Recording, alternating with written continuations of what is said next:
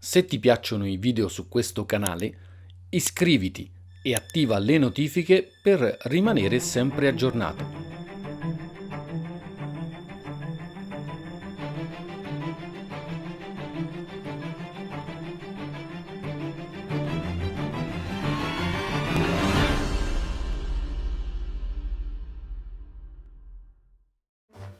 Nel tumulto della Seconda Guerra Mondiale, l'Italia cercava una marcia in più nei cieli.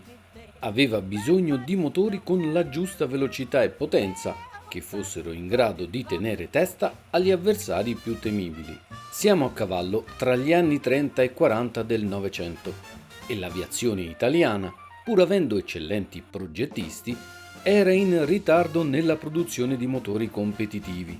I motori radiali, pur affidabili, non potevano competere in termini di prestazioni con i nuovi propulsori in linea dei velivoli alleati e avversari. La soluzione arrivò grazie ad un accordo tra Italia e Germania, che prevedeva la produzione su licenza del potente Daimler-Benz DB601. Il compito di realizzare questo motore fu affidato all'Alfa Romeo. Il risultato fu l'Alfa Romeo RA1000 RC41 Monsone, dove la sigla RC sta per riduttore e compressore e 41 indica i 4100 metri della quota di ristabilimento, ossia l'altitudine massima a cui il compressore nei motori a pistoni riusciva a compensare la perdita di potenza dovuta alla mancanza di ossigeno.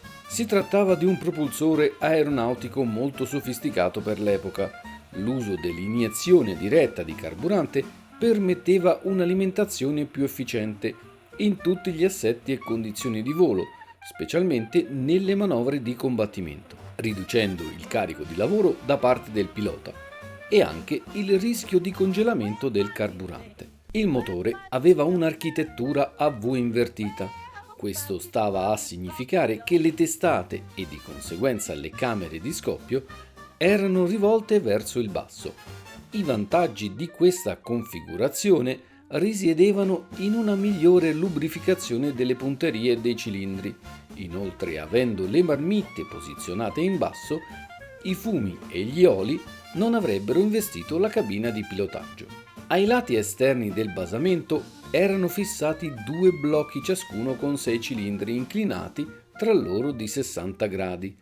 L'alesaggio di ogni singolo cilindro era di 150 mm, mentre la corsa era di 160, per una cilindrata totale di 33,9 litri, per un peso complessivo in ordine di marcia di 630 kg. Il motore RA1000 risultava complessivamente più pesante del DB601 originale, di circa 60 kg. Era anche leggermente più lungo di circa 180 mm.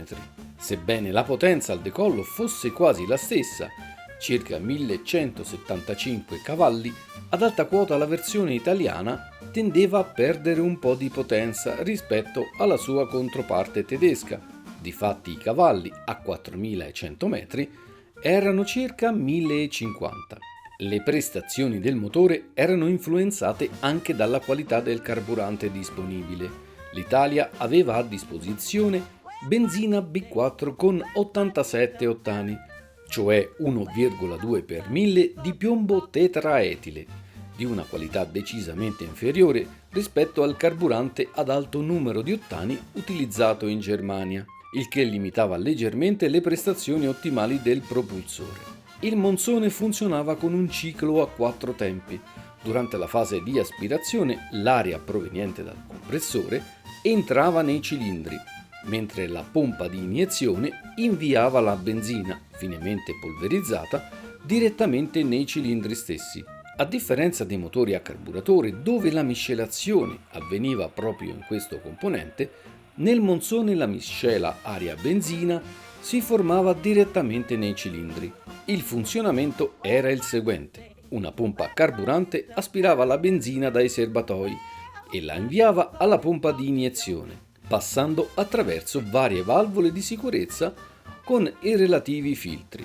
Una volta che il carburante giungeva alla pompa di iniezione situata tra le due bancate dei cilindri, attraverso un dispositivo di regolazione della pressione di esercizio, la benzina veniva inviata attraverso 12 condotti direttamente nelle camere di scoppio. A questo punto l'altro elemento chiave era il compressore, che aveva un rapporto volumetrico di compressione di 6,7 a 1. Si trattava di un compressore centrifugo a giri variabili ad uno stadio costituito da una scatola ed una girante.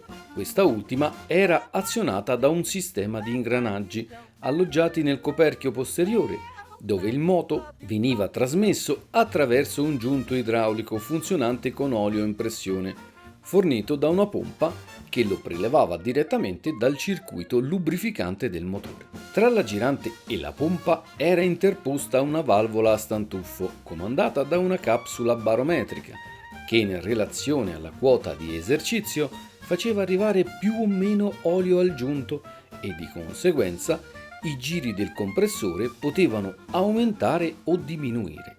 Con questo sistema, raggiunta la quota di ristabilimento, la valvola risultava completamente aperta, con la girante che ruotava al regime massimo. Con il motore a 2400 giri, ad esempio, la girante poteva ruotare a 24.000 giri al minuto.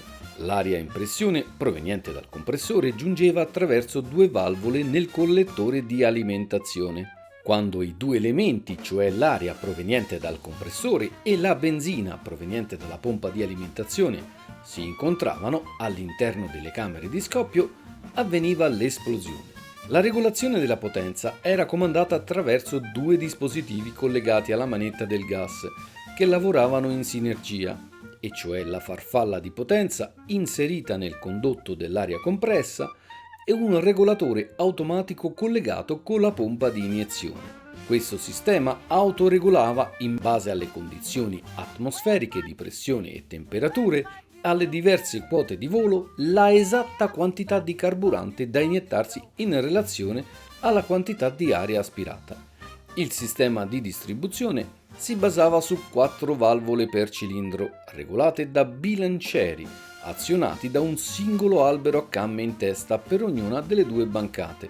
Questi ultimi erano situati nella parte inferiore di ogni blocco di cilindri e venivano animati dall'albero motore attraverso un sistema di ingranaggi. Le valvole per ogni cilindro erano 4, 2 di aspirazione e 2 di scarico, con queste ultime che si trovavano ai lati esterni delle bancate. Una volta che la miscela aria-benzina giungeva ai cilindri, l'accensione avveniva tramite 2 candele per cilindro che ricevevano la corrente attraverso 2 magneti gemelli tipo Marelli MZM12BR4.